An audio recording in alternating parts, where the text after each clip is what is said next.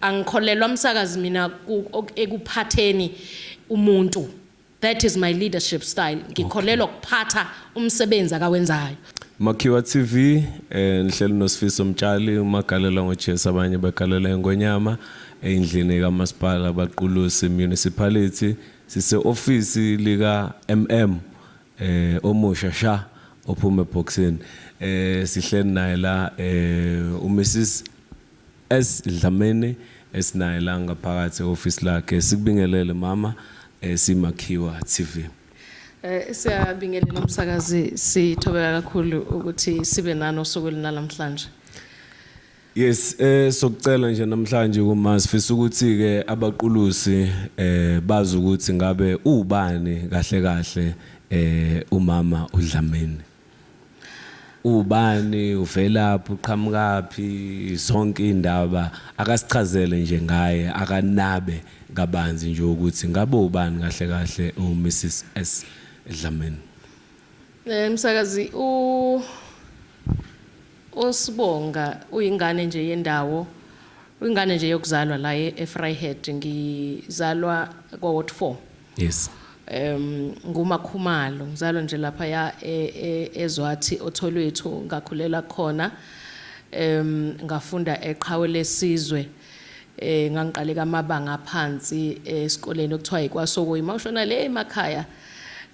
ngafunda amabanga la aya ngokuya enyukela kwi secondary school yami iqhawe lesizwe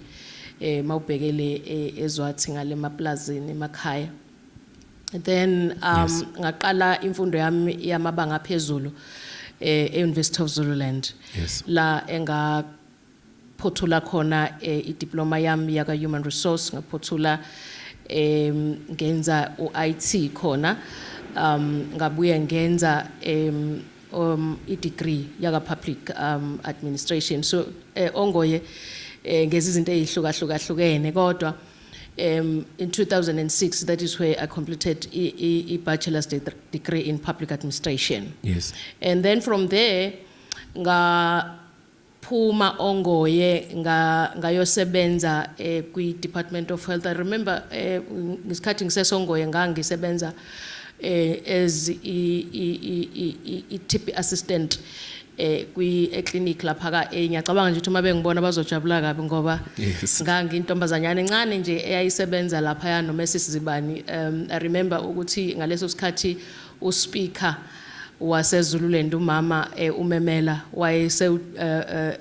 udirector wethu lapha ya kwi Department of Health Ondini. Yes. Well ke ngaqhubeka ngumuntu onepassion yokuthanda ukufunda msakazi. Yes, ngaqhubeka ngafunda futhi ngaregister iHonors yami at that time bese ngiyi manager kwaHlabisa. Ngisebenza indawana ine ezithayibene ngana. Hlabisa uMasipala noma uMasipala kwaHlabisa. Okay, ngaleso sikhathi wasabizwa ngoHlabisa municipality. Yes. Njengamanje sekwi Big 5 Hlabisa because kwaba ne amalgamation yenzeka phakathi kwe Big 5. Le uMasipala wasehluhluwe nowaHlabisa bahlangana baba uMasipala owodwa. So before that ngangisebenza khona la eBaqulusini ngiyobe ngishilo ngathi ngengane yendawo from 2007 bengisebenza la eBaqulusini ngisebenzile kwa community services ngasuka kwa community services ngeza kwa corporate services ngasebenza isikhathi esideke kwa corporate services la ngifike ngahlala khona ke kakhulu ngoba ngangikenjoya kakhulu ukusebenza kwa corporate services.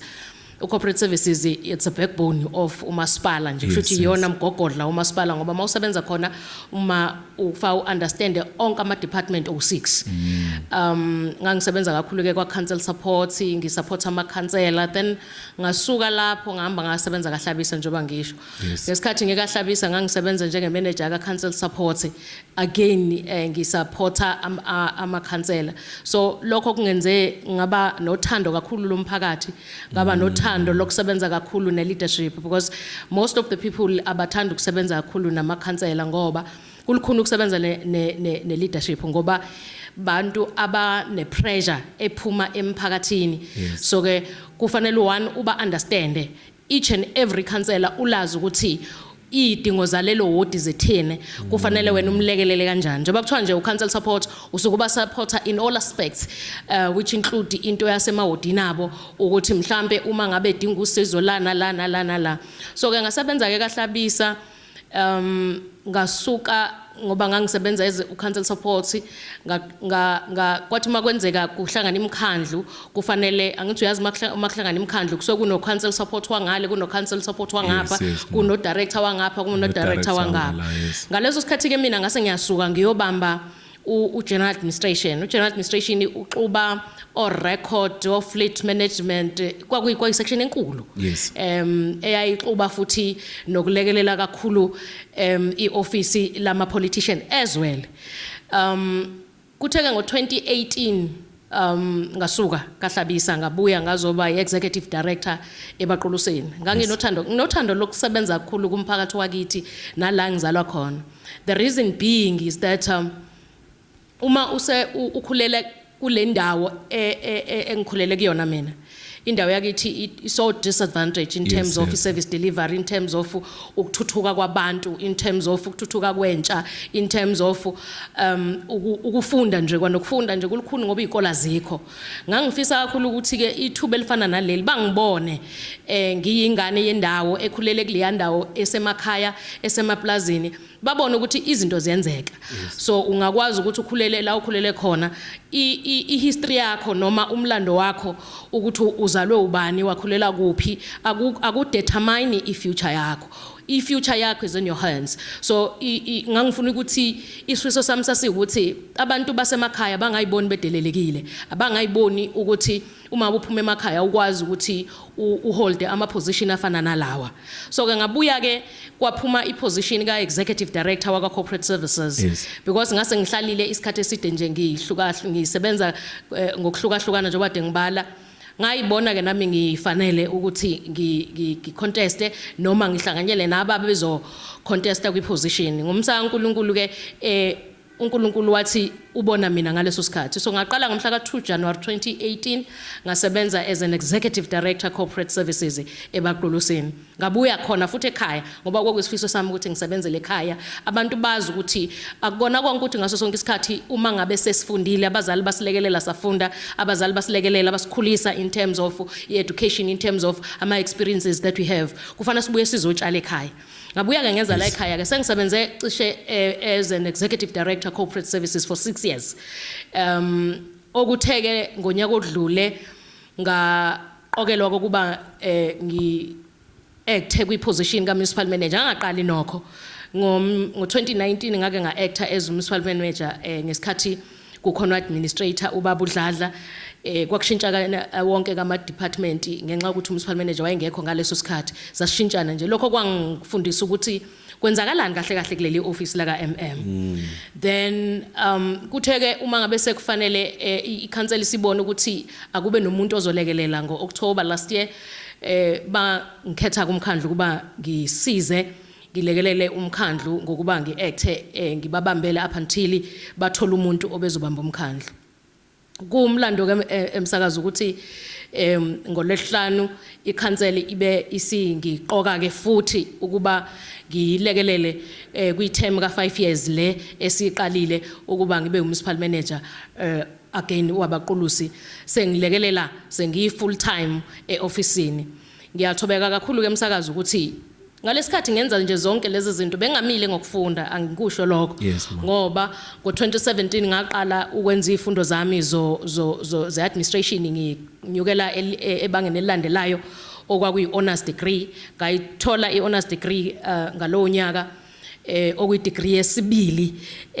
kusuka kwi junior degree ngangahlala ngoba angisiyo umuntu othanda ukuhlala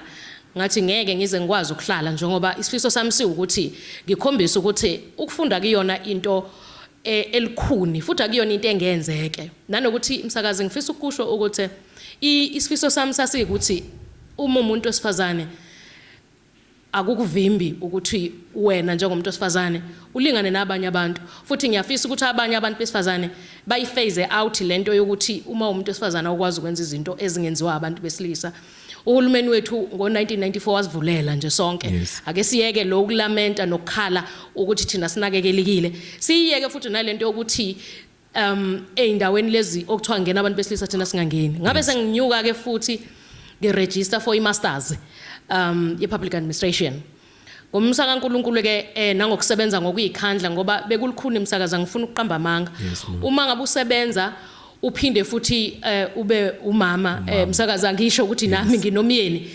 njengabo bonke abanye besifazane nginabantwana njengabo bonke abanye besifazane mangila eofficeini ngiba umanager ngibe udirector njengoba namhlanje ngiyimunicipal manager ngiyi-CEO kodwa mangiphuma la umsakazi ngisuke ngiyoba umama nje ngiyoba unkosikazi wendoda efuna zonke idingo zokuba indoda yoba umama nje wabantwana ababona umama wabo abangaboni manager kamasipala ngakho ke ngaleso sikhathi bengifunda imasters kulukhuni ngoba ipressure ebeyikhona ebaqulusini yawazi umkhandlo sebaqulusini umkhandlo omkhulu kuyiZululand yonke iyona umkhandlo wonke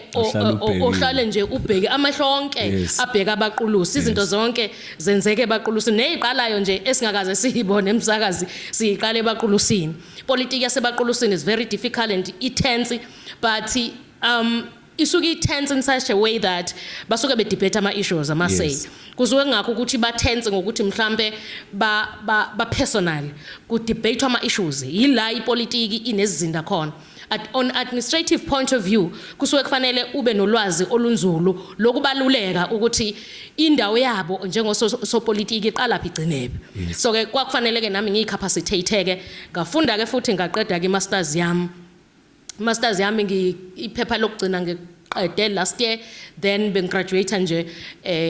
ngoJune but ke ngase ngiqedile vele ngo February banginikeza i-completion letter ebisho ukuthi usibongo kuhle lo enimbonayo usene masters degree ngangahlala ke phansi umsakazi ngathi ngeke angikwazi ukuhlala ngafuna ama university ngilindile nje ke iUKZN yathi yathokoza nje kuba nami yathi yathokoza nje ukubona ukufisa ukuthi be nomuntu osifazana ofana nami oyimiselayo basangivivinya ke bangisa lena kodwa kukhona ngibusy ke khona ngisemkhakheni we PhD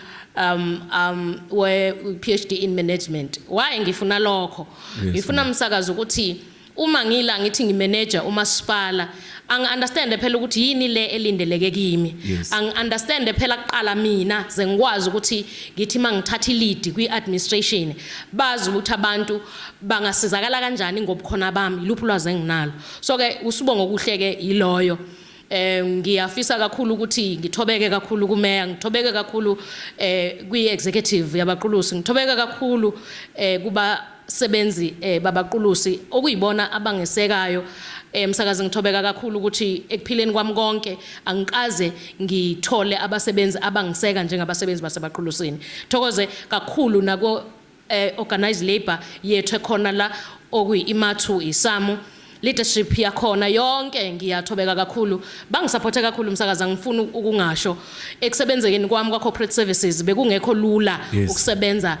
kwa corporate services usebenza emkhandlwini onabasebenzi abangaphezulu kwa 680 uma ngabe uxuba abasebenzi baka EPWP kodwa bangiseke kakhulu ama challenges besiba nawo uhlala etafuleni khona ngisho umsakazi ukuthi angiyena umuntu othanda kakhulu ukuthi abe kwi-debate esuke ngenama facts so ke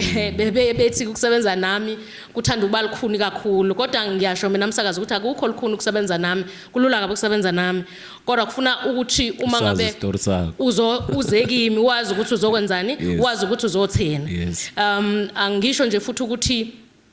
kubona ezinye zezinto ebezike zithi ukusiphambanisa kancane bekuba into mhlambe yama standbys nani we umkhandlu kwesinye isikhathi ubuthola ukuthi khona la abakhala ngokuthi asibalanga kahle khona so ke nabo bese beya exaggerate at times uthola ukuthi amaphepha abo uma sengibala phela ngoba ngithi ufuna ngibale mawuthi wena ngukweleta imali engaka the current case nje was into ethi thina njengomkhandlu sibakwaleta u20 million. I said no, that is not true. We need to go back page one by one ukuthi uma ethi simkweleta imali engaka is it true ukuthi simkweleta lawo mali. So ke those were the things ebeziba ama challenges bebethike kulukhona ukusebenza nami kodwa bekufanele ngimele employer ngoba mangila msakazi ngimele interest ye employer ngimele interest yomphakathi osebaqulusini. Fortunately I'm an aborigine as I said. So ke kufanele ukuthi abantu basezwathi la ngiqhamuka khona abantu bale koJimane ko 12 abantu bale ko 7 abangazi ukuthi kwenzakalani emkhandlweni bethi mabebuka ingane yendawo bayibona ingane yendawo ikhuluma ngama interest endawo. Yebo ke akubanga lula futhi akulula and akuzukuba lula. We starting a new journey engakaze ngibe kuyo and I'm pleading to everyone. Ngiyacela futhi even kubazali bami bonke basebaqulusini ngoba ngithi abazali bami abantu basebaqulusini ukuthi babangilekelele ukuba sibambe lo msebenzi ongaka ikhansele esinginikeze wona msakazi. This is uSibonga oyingane yendawo ohlala lana ophelele futhi ebaqulusini one interest yasebaqulusini msakazi.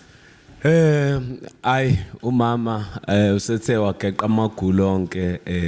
uMM wethu omusha sha siyacabanga ukuthi ke nani babukeli beMakhiwa TV siyabona ukuthi akushaya ngeceleni la ikhansela ithe yathatha khona isinqumo sokuthi nguyena odla umhlanganiso ukuthi abo MM abaqulusi niyawezwa kamava akhe anawo nokwemfundo nje mama okubaleke kakhulu ukuthi lento ichazile ukuthi kumele uyithuthukise ngakwezemfundo khona uzokwazi ukuthi umelane nazo zonke izimo eziqhamukayo. Ngizwa nje kule yakho echazayo yama overtime abasebenzi la bezodidisa wafika wayibamba mhlawumbe omunye wayizofika abavumele bese umasipala uluza imali engango 20 million. Leyo nto leyo isiluzisa umasipala. Siyajabula ukuthi sibe nomholo njengawe office lika MM okuyi office elibucayi kakhulu futhi ethinta nezimali zabakhokhi bentela eliphinde futhi ke nebudget elethwa uhulumeni wesifundazwe ilethwa kulo leli office lona njengoba sazi ukuthi iqalileke financial year njengoba iqalile nje siyakubongela futhi waqala kamnandi ungaqali ku financial year eqala omunye umuntu uzoyiqalela wena mama. Mhlambe i leadership style yakho oyiphethe mamoza nawe njengoba usuphethe manje aduphethwe nawe adu director ubonile mhlawumbe ade uMM phambi wakho khona lokho ukuthi uyabuka umusalido ngoba kuthiwa a good leader is a good follower. If awuvumanga ukuthi uholwe awubu umholo novo empilweni yakho ma mhlambe i leadership style yakho oyiphethe oza naye baqulusini ithini? Msakazi i leadership style yami ngiyacabanga ukuthi ayizuhluka kakhulu kulokhu bekade ngiyikho as an executive director. Ngifisa mina i leadership style yami ithi asiphathe sonke sidonse kanye kanye. Why ngisho njalo msakazi? I belief yami ithi 98% wabantu abakusurroundile nabantu abakwesekayo kungenzeka ukuthi banomuzwa noma banamava ongenzeka ukuthi angaphezulu kwawakho. You must be acceptive of abanye abantu noma imibono yabanye abantu. Angikholelwa msakazi mina ekuphatheni umuntu. That is my leadership style. Ngikholelwa ukuphatha umsebenzi akawenzayo. Ngoba mawuphethe umuntu msakazi yila kuqala khona izinto ezifana nalezi zokuthi uthola ukuthi abasebenzi sebe abuzeka emsebenzini sekuba nebullying sekuba nani awusenayo ngisho man of approach yokukhuluma nabantu ngoba wazi ukuthi umphethe. Ngifisa ukuthi baza abasebenzi ukuthi mina ngibaphethe kodwa mina ngiphethe umsebenzi kahulumeni ikhansela enginikeze wona. Ngakho ke uma ngaba umuntu eza la noma ngabe director noma ngabe yini kufuna azi ukuthi yena njengendoda yakwaSibanibani njengenkosikazi yakwaSibanibani ngimphethe mina kodwa mina ngiphethe umsebenzi. Sizoxabana uma ngaba yena engasawulethe umsebenzi lo mina enguphethe ngiphathisa umsebenzi msebenzi ngoba ngeke ngiphathe wena galela uyindoda umuntu akaphatheki umuntu wehlula uNkulunkulu. There is one thing that uNkulunkulu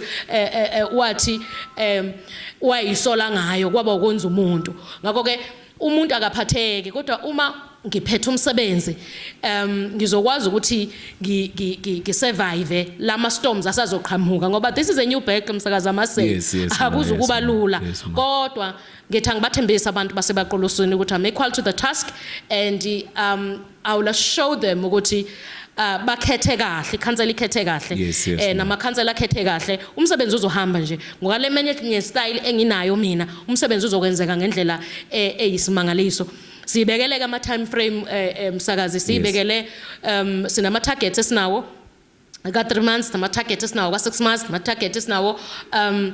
which is ama long term targets where esithi akuphele unyaka sesikwenzile lokho nalokho but following iIDP yethu neSDPIP yethu umeya aseyipresentile wayithula kumphakathi silapha msakazi ukusebenzela umphakathi oseBaqolusini umphakathi esiqhenyayo ngawo umphakathi mina uqobo engiqhenyayo ngawo ngoba ngiphuma kuwo balapha nje babuka ingane yendawo so ke kuyoba lukhuni kakhulu uma ngaba mina ngingabahluleka ekubeni bona bengithembile ukuthi njengengane yendawo ngizobathatha into the next level. Yes ma la okunye ma esikujabulelayo kakhulu ukuthi uyingane yendawo njengobusho siyazi ukuthi bekube khona le challenge eBaqolusini njalo uma kuzoqashwa oMM mhlambe umhlanganiso udliwe umuntu ongesiyena wendawo mhlambe kungokuqala siba no MM futhi kungokuqala siba no MM wesifazane so sithi sikubongele kakhulu sibongele futhi nabaqulusi ukuthi for the first time eBaqolusini because sike sizwe lento singabantu masikhula kuthi umama uba nomhelo uma ingane zakhe ikhala sicabanga ukuthi njengomphakathi waseBaqolusini siyingane zakho masikhala kuzoba nomhelo kuwe kusheshe kuzwele manje kubaba ingane uMikhaya uthi gijime kumama wakho kanti umama ingane uMikhaya uyayithatha igona ayibuza ukuthi kwenze njani mntanami siyacabanga ukuthi nawe ma lo mhelo njengoma sibonge nathi nje ukuthi siphathe uma kuloko ngoba siyabazi ukuthi mabengenile ekhundleni ba excela benzele nanokuthi ngathi ioffice liphethe ubani kodwa betshengisa ukuthi nathi la sibekwe khona sibewanga ngephutha kepha nawe mase yakubona ukhethwe ngamavakho ukhethwe ngokwemfundo nayo uyilungiselele ukuthi ufike kulesi sikhundla kuso masithi sikhalalisele kakhulu nathi simakhiwa TV sithoza kakhulu umsakazi nje usakhuluma kulento ukuthi yowesifazana oqala ukuba akhethelwe kulesi khundla ngithokoza kakhulu futhi ngiyathobeka ukuthi zonke izinto ziqale ngami why ngisho njalo umsakazi thina abantu besifazane silindele ukuthi izinto ezimnandi nezinhle izoqala ngathi bese kuthi ezimbi siyifuhlele eceleni ngiyazi ukuthi njoba ngila kuzoba nezinto eziningi ngoba iposition lena ephethe izinto eziningi ngiyabathembisa abantu baseBaqolusini ukuthi njengomama nanjengengane yabo one ngiyayithemba ukuthi angikhethwanga ngoba bengizwela ngoba thina abantu besifazana asithanda ukukhethwa ngoba uzwela ngikhethwe ngoba ngifanele futhi angifisi ukuthi ngifisa bonke abantu ababazi ukuthi abantu besifazane babukeka njengama object we are not objects we are equal to a task and sikhona endimeni yokusebenza futhi ngimemezela bonke abanye abantu besifazane ukuthi abeze ngaphambili bazosebenza ezikhundleni eziphezulu sibabonile abanye bengo MEC sibabonile abanye bengo minister sibabonile yonke indawo ngakho ke lento iyasitshela ukuthi we are not objects siyacabanga futhi ukucabanga kwethu kusuke kufake zonke lezi zinto umsakazi okade uzisho zokuthi one uma sibuka izinto sibuka ngeso lokuthi one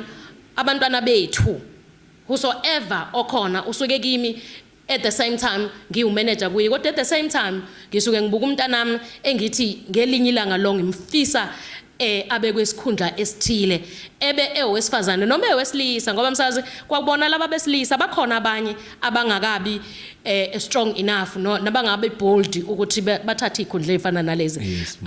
ngihlaba ikhwela ukuthi makuphuma osibonga akube nosibonga abasha and ngiyathembisa ngizobashiya osibonga abanye nizobabona engizoba trainer ukuthi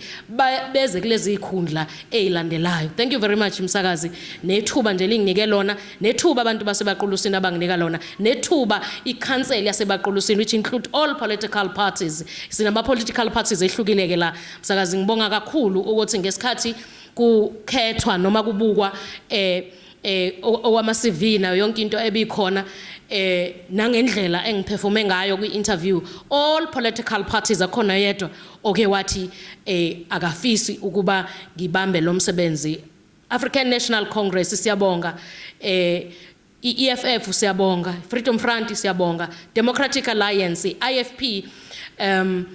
NFP ngoba amaqembu la msakazi maningi akhona ngakho ke ngiyabathembisa ngifisa ukuthi bangihold accountable ngalamazwi ukuthi ngiyabathembisa ukuthi angeke kube khona engamhloniphi phakathi kwabo bonke bo 45 sizobahlonipha ngendlela efanele sibanikeze inhlonipho abayideservayo sibanikeze futhi neziluleko abayideservayo nabazicelayo sibe accountable futhi uma befuna ama responses